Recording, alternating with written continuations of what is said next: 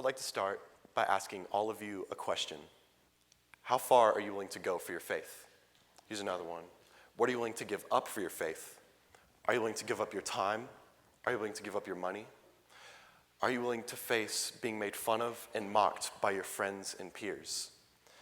If you would, turn over with me to Hebrews chapter 11, verse 36, and let's look at what some pillars of faith in the Bible went through because of their faith. And I want you to ask yourselves, would you go through what they did because of your faith? Hebrews chapter 11, starting in verse 36. Some faced jeers and flogging, while still others were chained and put in prison. They were stones, they were sawed in two. They were put to death by the sword. They went about in sheepskins and goatskins, destitute, persecuted, and mistreated. The world was not worthy of them. They wandered in deserts and mountains and in caves and holes in the ground.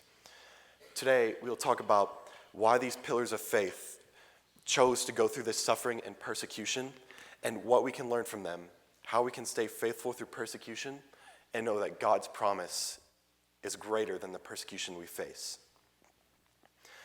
In this section of text, we can see that these people went through extreme forms of persecution. They're literally being dragged out of their homes, held at the end of a sword, and they're told, renounce your faith or we'll kill you.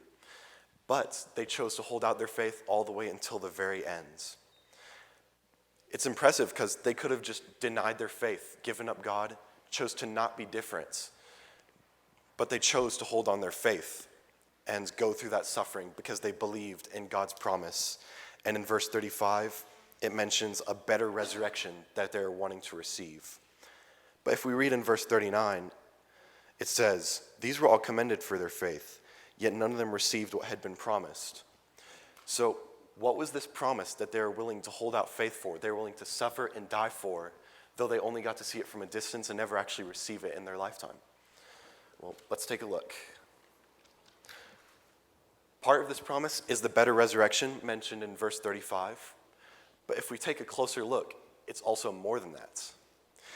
If you would turn back just one more page, regarding Abraham and verse 13 of Hebrews chapter 11, it says, "All these people were still living by faith when they died. They did not receive the things promised. They only saw them and welcomed them from a distance. They admitted that they were aliens and strangers on earth." So Abraham saw this promise from far off and was willing to die for it. But still, this doesn't tell us what that promise is.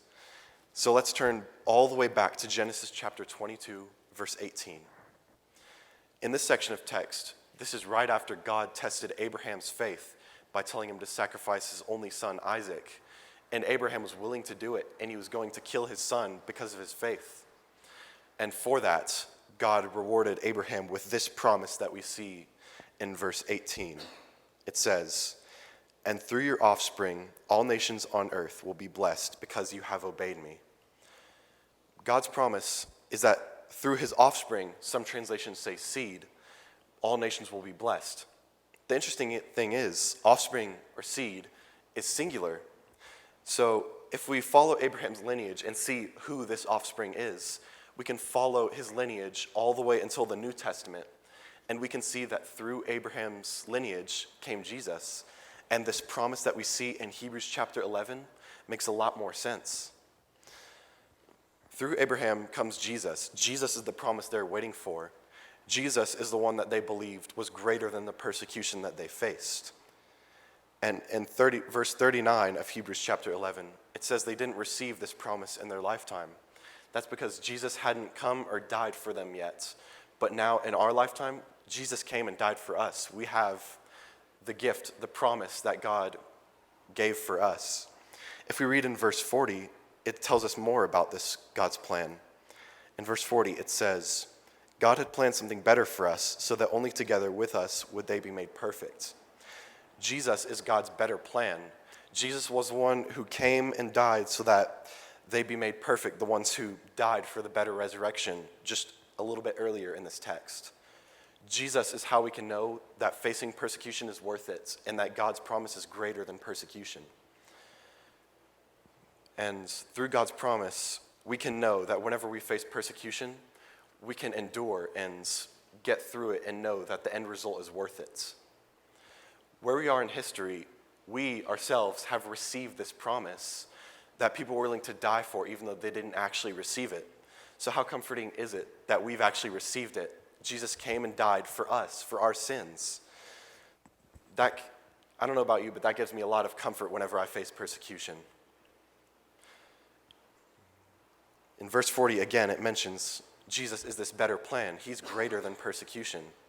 So this promise that we have is greater.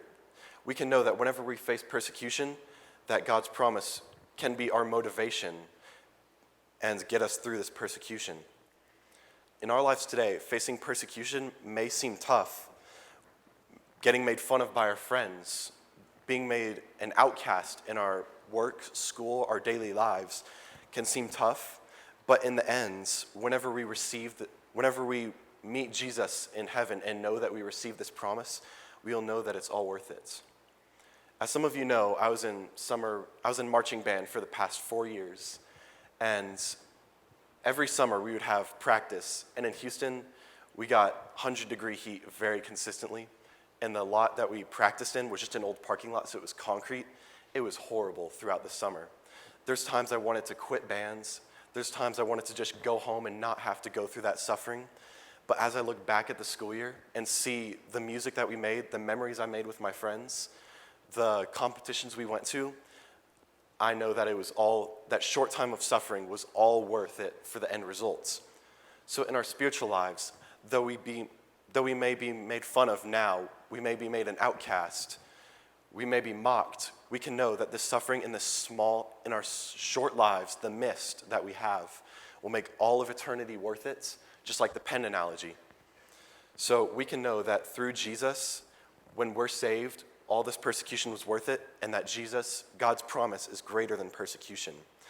So as we turn back and look again at Hebrews chapter 11, we see that they suffered for a promise they didn't even receive. In our lives, we've received that promise, so we can know that making it through persecution, Jesus, God's promise, is the motivation to get through. And through Jesus, we can know that God's promise is greater than persecution.